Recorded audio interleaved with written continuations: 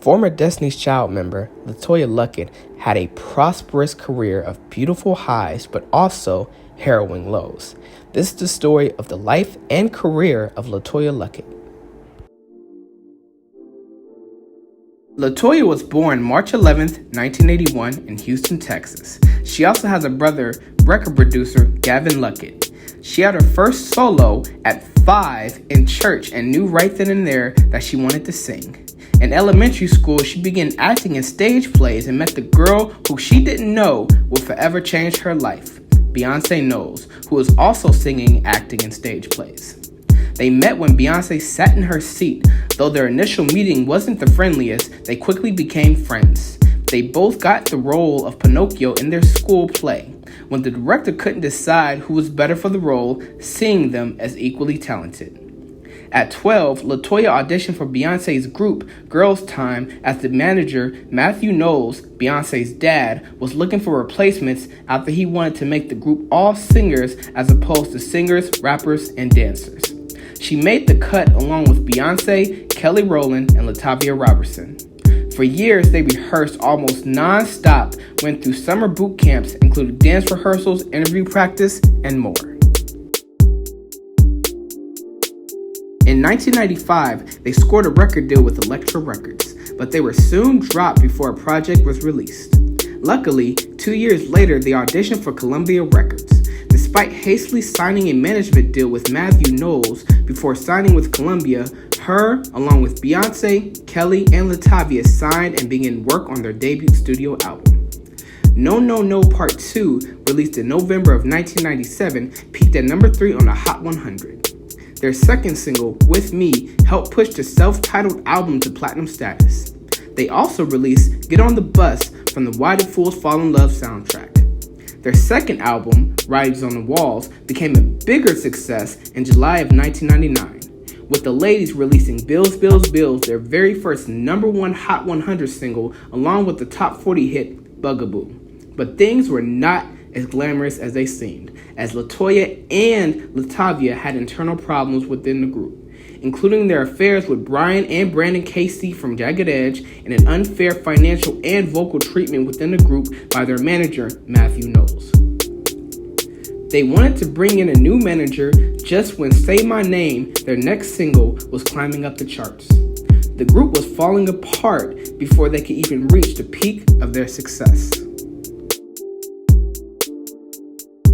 An angry Matthew Knowles kicked them out of the group without their official knowledge, just as they watched the premiere of the Say My Name video with 2 other girls, Michelle Williams and Farrah Franklin, taking their place and lip-singing to their vocals.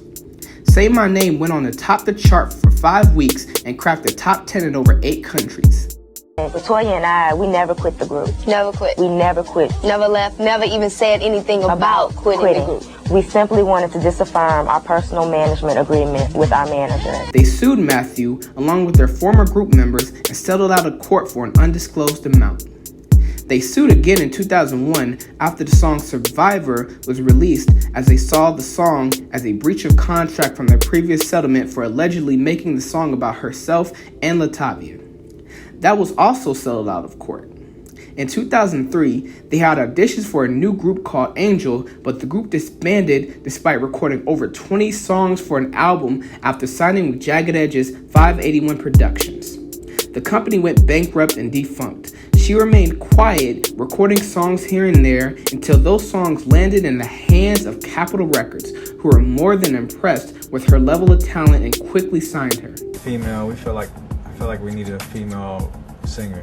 Terry Ross, who I've known for a long time, who worked for Noontime, called me one day and said, man, I think I got it for you. Played the records, and I said, if she looked good, sign her. And he showed me a picture, and I seen who it was.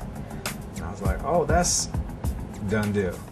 Around this time, she had an on-again, off-again relationship with Slim Thug for over 10 years, but they officially called it quits after he cheated and got another girl pregnant, confessing it on Twitter. According to SOHH.com, he simply said, I cheated and had a baby with another chick. It all went down from there. Despite her relationship troubles and being absolutely terrified of being out on her own, she released Torn in March of 2006. The single became a top 5 R&B hit and top 40 pop hit. It became as a surprise to both Letoya and the general public, as Letoya admitted she had lost lots of confidence after being in Destiny's Child. Her second single, She Don't, became a top 20 R&B hit, and her self-titled debut album went to number 1 on the top 200 albums charts and was certified platinum. A third single was planned, but was scrapped by the merger of Virgin Records and Capitol. Her second album, Lady Love, was then released in August of 2009. Her first single, Not Anymore, became another top 20 R&B hit on the Billboard, but didn't fare well on the pop charts, peaking at 107. Her second single, She Ain't Got, also didn't chart on either the R&B or pop charts, and her third single, Regret, despite charting at number 8 on the R&B charts and reaching a big urban audience, stalled at number 78 on the pop charts. Her second album, Lady Love, still managed to be a top 10 album and number 1 R&B album. Matthew Knowles was accused of sabotaging the success of her singles after an anonymous whistleblower from Beyonce's camp alleged that Matthew was paying popular radio stations to not play her music. According to Lipstick Alley, a source in the Knowles camp tells us that Matthew truly despises Letoya and has been using payola to pay off DJs at radio stations to not play Letoya's music. Letoya's new single, Regret, doesn't get any bigger than it is. Their source says that Matthew thinks Letoya's success will overshadow Beyonce's if Letoya's music gets as much airplay exposure as Beyonce's. According to this beautiful staff article, Bossip searched and found that Letoya's single is in the top 5 spot on urban radio charts, showing that the song has the potential to be played at the top urban radio stations in heavy rotation, yet it's not. This is of course all alleged, but I believe that Capitol simply failed to promote Lady Love, and having her self-fund her fourth single, Good to Me, said a lot about the lack of support from the label. Despite the lackluster success of her second LP, she went on to film her first major movie role, The Preacher's Kid. The role was allegedly given to her by accident, as the original lead pulled out and her original supportive role was given to another actress. Despite it being her first film, however, critics and fans praised her exceptional acting skills and song performances throughout the film. Despite this, Letoya confessed in a 2020 interview that she was actually homeless during the recording of her debut. Because I'm going to tell you, during my journey, I was staying at people's houses. I've never told these stories before. I slept in a car in LA. Wow. While I was making my first album.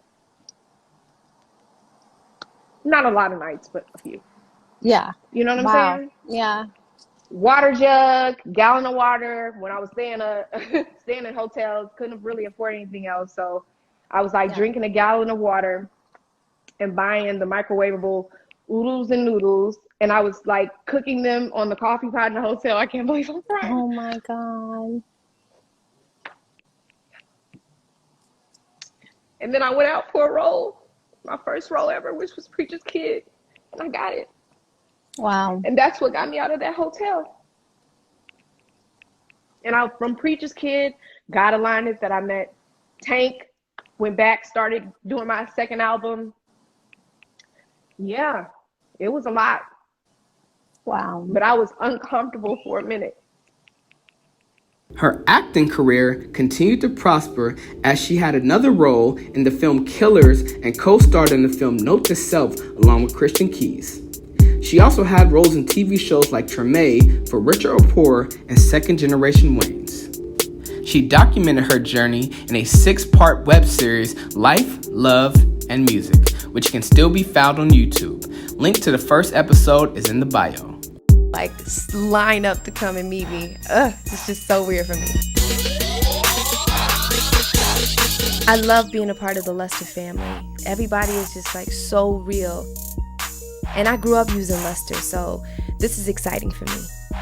She also did a list of movies and films, having a long career in acting in movies like Drumline, Seasons of Love, From the Rough, Lucky Girl, and dozens more, and TV shows like Ballers, Single Ladies, Here We Go Again, Rosewood, and most recently, Greenleaf.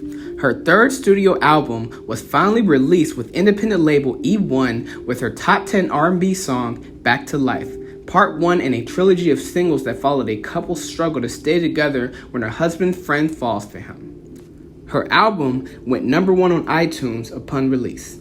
Her album had a lot of themes about heartbreak, and on The Breakfast Club, she opened up about her relationship with Rob Hill Sr., who she married in private in January of 2016, but divorced 2 months later. They were not allowed to discuss details about the relationship due to an agreement in their divorce papers. However, she did go on The Breakfast Club to briefly talk about what happened and what went wrong with her and Rob Hill Sr.